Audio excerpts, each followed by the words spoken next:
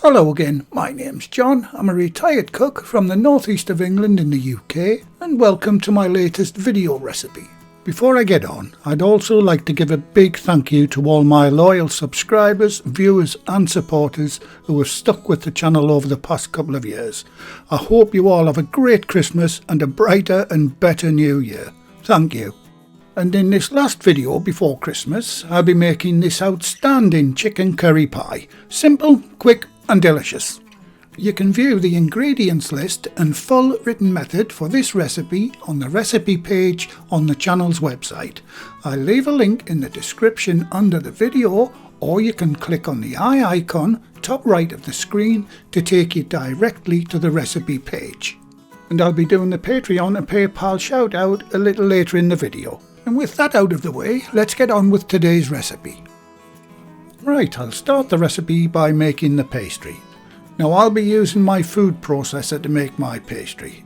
It's much better and quicker this way, but you can make it by hand if you wish. I go into a lot more detail in my chicken and mushroom pie video. There'll be a link to that recipe in the description box under the video, or just click on the eye icon top right of your screen. Okay, that's the 340 grams or 12 ounces of plain or all-purpose flour plus the salt in the machine. Next to go in is the 85 grams, that's 3 ounces of butter and the same amount of lard or shortening. And make sure everything is cold when you're making pastry. Now I'll pulse the machine for a few seconds until it resembles fine breadcrumbs.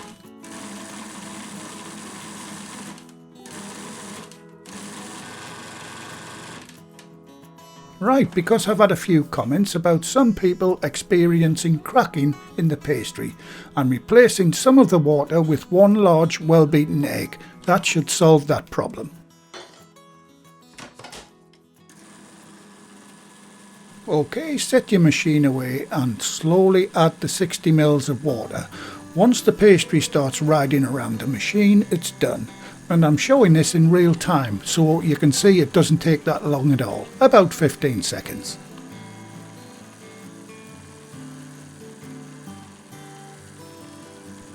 And there it goes. And that's it, the pastry's made. And if your measurements were correct at the beginning, you should have around 620 grams or 22 ounces. So I'll divide it into two, one at 320 grams for the base of the pie and the other at 300 grams for the top.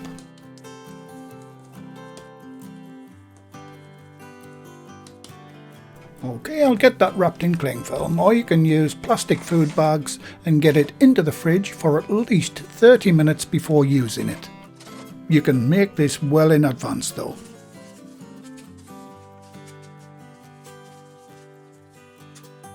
And this is the pie tin I'll be using, and as you can see it's 23 centimeters, that's 9 inches by 2.5 centimeters or 1 inch deep. Now it needs to be greased. I'm using a little lard to do mine, but you can use butter or shortening. Once it's done, I like to keep mine in the fridge until it's needed. Okay, onto the filling, and you can make this well in advance too. To a large pan, turn on the heat and add the 2 tablespoons of olive oil and bring it up to temperature. Once your oil is hot, add the diced onions. Now fry the onions until they start to go translucent.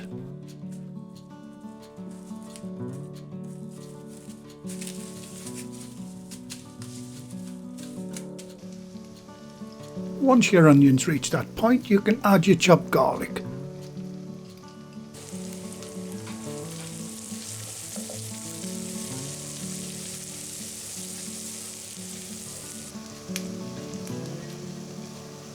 Closely followed by your black pepper and salt. Now give that a good stir.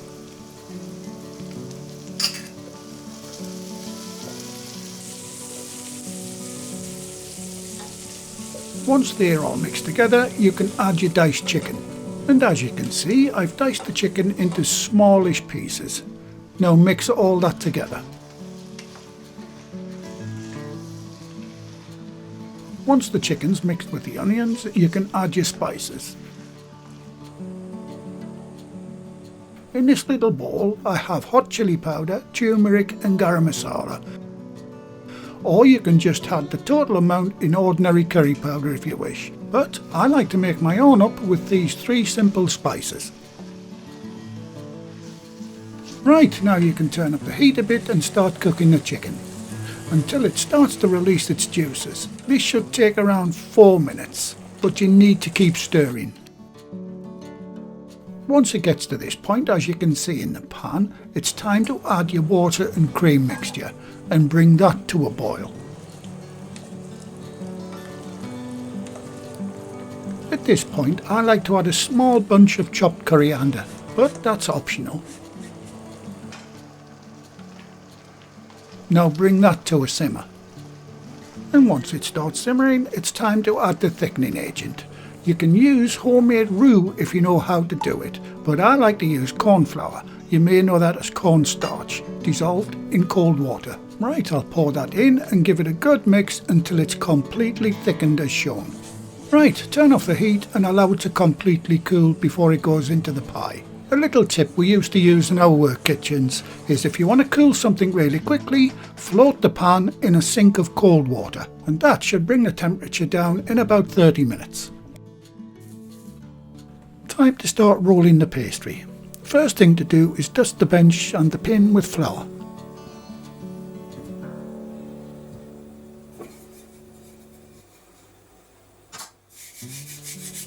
If you're not familiar with rolling pastry, this is something you need to practice at to get a feel for it. The only thing I'll suggest is roll backwards and forwards in straight lines and turn the pastry 90 degrees.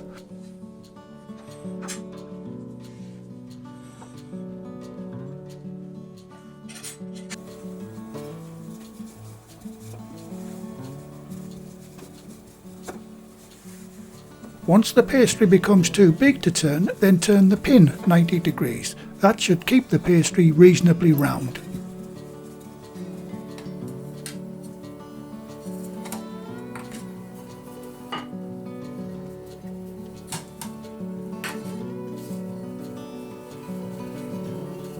Make sure you tuck the pastry right down into the corners of the tin. A little tip here, for those with long fashionable nails, make yourself a little ball of pastry, dip it in flour and use that to push down into the corners. Right, I'll put that aside for a minute and quickly go through rolling out the top pastry for the pie.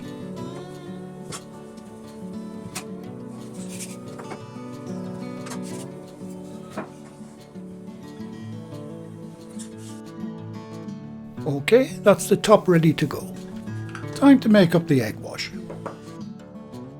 For this recipe you only need a small egg and a dash of milk as shown, and give that a good whisk. I've been asked many times if I'm going to get these little mini egg stroke coffee whisks in the website shop. I have been able to get hold of some, so if you want one, grab one quick while they're there, but they do come in handy for many applications around the kitchen. Right, I'll set that aside until I need it.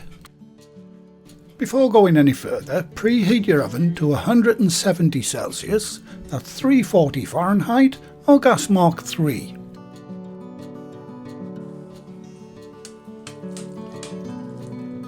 Right, my filling's completely cooled, so I'll start putting the pie together. First, I'll fill the base with the filling.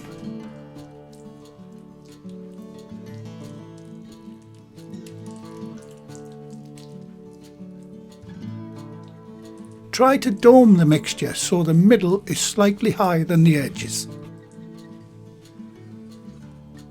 Once that's done, brush your egg wash all around the rim of the pie.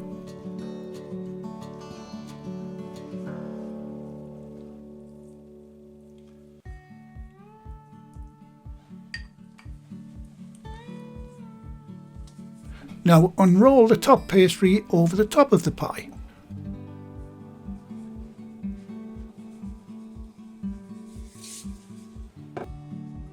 Lightly press down the two pieces together.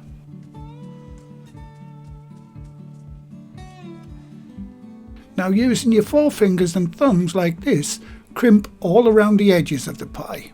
Or you can use the tines of a fork and press all the way around the edge. That leaves a nice pattern too.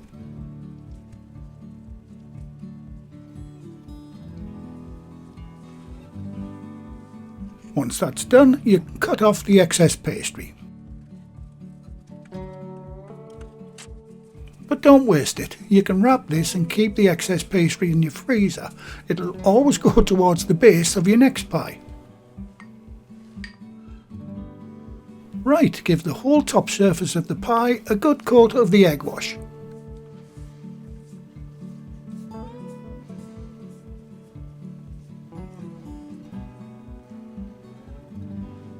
And once that's done, you need to give it a few vent holes. I like to use a fork as shown. Or you can cut 3 or 4 slits in the centre of the pie. It's entirely up to you.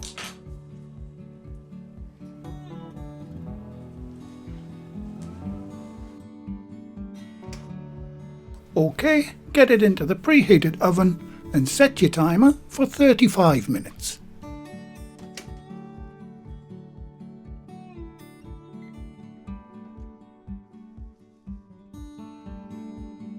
And at this point, I hope you don't mind if I give my 2 recipe books a bit of a plug. The books have lots of our favourite easy to follow recipes from our work kitchens in them.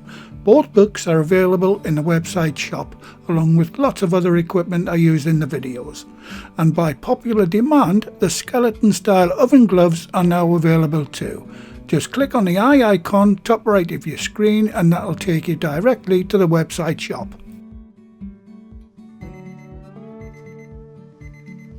Once the time's up, check that your pie is golden brown. If it's not, just give it an extra 5 minutes. Mine's done and looking and smelling amazing, so I'll let it sit on a wire rack for about 15 minutes. Then I'll come back and see what it's like out of the tin and have a little taste, of course. Right, it's still pretty hot, but I can't wait any longer. The smell is driving me nuts. If you're making one of these in these handy pie or flan tins with the removable bottom, you can serve the pie from the base of it. You can even use some of your excess turkey for this dish, ideal for Boxing or New Year's Day lunch, or any other time of the year to be honest. And that just looks amazing. The pastry is nicely done, including the bottom. The chicken looks perfectly cooked and succulent. You can even add a few veggies if you wanted to. And here we go. And that is so good. You really have to try this one. The whole family will enjoy this, young and old, and it definitely gets a big thumbs up. And as promised at the beginning, here is the latest list of my Patreon and PayPal supporters. And they are Susan Gowan, Amanda Snape, Frank Herman, Taylor Hartman, and James Roddingray. Thanks very much guys, I really do appreciate all that you do in supporting the channel. Well, thank you again for watching. Please like, share, comment and subscribe by hitting the circle above. If you do subscribe, activate the bell icon next to the subscribe button on my channel page. And by doing that, you'll be automatically notified every time I upload a new video. And in the meantime, here's a few of my other videos and playlists that you may want to watch. So, until the next time, be safe in your kitchen and bye for now.